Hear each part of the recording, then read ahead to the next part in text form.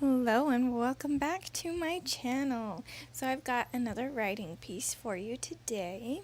This one's kind of a fun one. It is based on my writing group's prompt for the month, but it's also inspired in part by Ray Bradbury Theater. So if you've watched any of my other stuff, you've probably heard me talk about Ray Bradbury and possibly even Ray Bradbury Theater, which is on Amazon Prime if you want to go watch it for yourself. But it's a bunch of his short stories that they turned into episodes of a TV show, and it's great. And Ray Bradbury is basically my muse. So, the episode in particular that this is kind of based from is called The Town Where No One Got Off. It stars Jeff Goldblum in it, so if any of you are Jeff Goldblum fans, it's a keeper. But anyways, so it's in part got that, and then it's also, again, based on my writing group's prompt, which this month it was about exploring an attic or a basement and then basically finding something of importance hidden within there.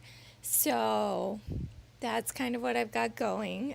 So a little bit of background then, because if you haven't watched the show, it's maybe useful to know where I'm coming from.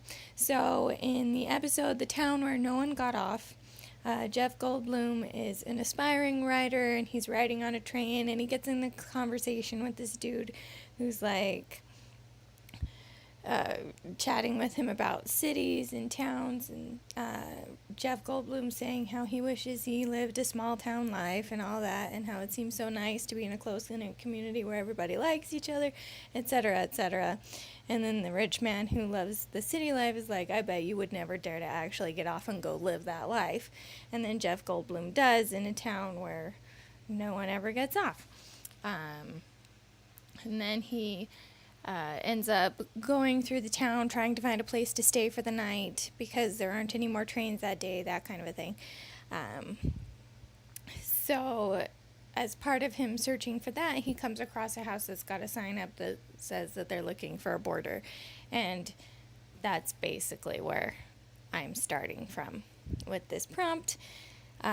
So let's get into it now that I've babbled a little bit about my background and context for the story.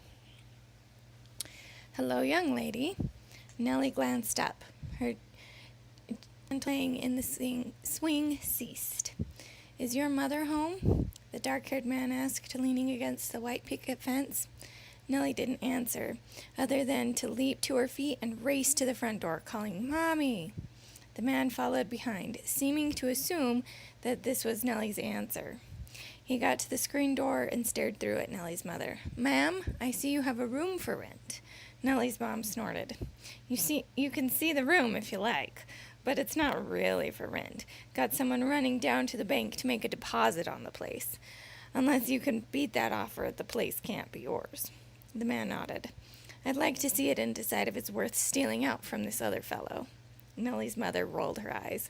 Well, come on in then. The room's in the basement. Nellie crept behind her mother as she led the man down the stairs. She certainly hoped he didn't want the room. Something about him just creeped her out. The man looked around the room disdainfully, seeing the way her mother had papered the room. Relief washed through Nellie as the man's expression deepened in disgust with each step through the room. He began glaring about impatiently as Nellie's mother yammered a bit about the qualities of the room. Abruptly, the man interrupted. But this looks as if it's already been lived in. As I said, someone's just gone to get money to make a deposit. Nellie's mom rolled her eyes. Scornfully, the man picked up a box that had been sitting on the bedside dresser. Then why even bother showing me? He opened the lid with an angry flick. An ominous quiet filled the room. Nellie wasn't quite tall enough to see into the box. She strained desperately on tiptoe, catching a glimpse of something shiny and black. The man snapped the lid shut. Is this some sort of sick joke? Do you lure all of your possible tenants down here as some sort of prank? Nellie's mom shook her head wide-eyed. Her eyes never left the box. Her voice shook as she answered, I honestly didn't know that was in here. The man snorted derisively. A likely story. He turned away and slid the box into his jacket pocket. I don't think you'll be needing this. He stalked from the room. Nellie's mom stood unmoving, staring where the man had been standing. Nellie went to her mother's side and tugged at her mom's sleeve. What was it, Mom? Her mom only shook her head and pulled Nellie into a tight embrace. Above them, the house shook as the stranger slammed the door, exiting the house. Moments later, a gunshot rang out. Then all was silent. So I hope you enjoyed that. I was trying to emulate what I thought Bradbury would do with it. So I don't know if I hit that note or not, but that was kind of the intent. Hopefully it didn't end too abruptly and felt interesting and intriguing. I feel like with short stories a lot, that's kind of how you need to end it, is on a weird note that's kind of like, oh, I want more, but you don't get more and leave some ambiguity into the story. So that's, again, kind of what I was going for with that too. But yeah, feel free to like, comment, and dislike if you hate it, whatever. Any feedback is very, very welcome. But yeah, that's all for this month's piece. And I think that's all I've got for now. So I will chat again with you guys soon.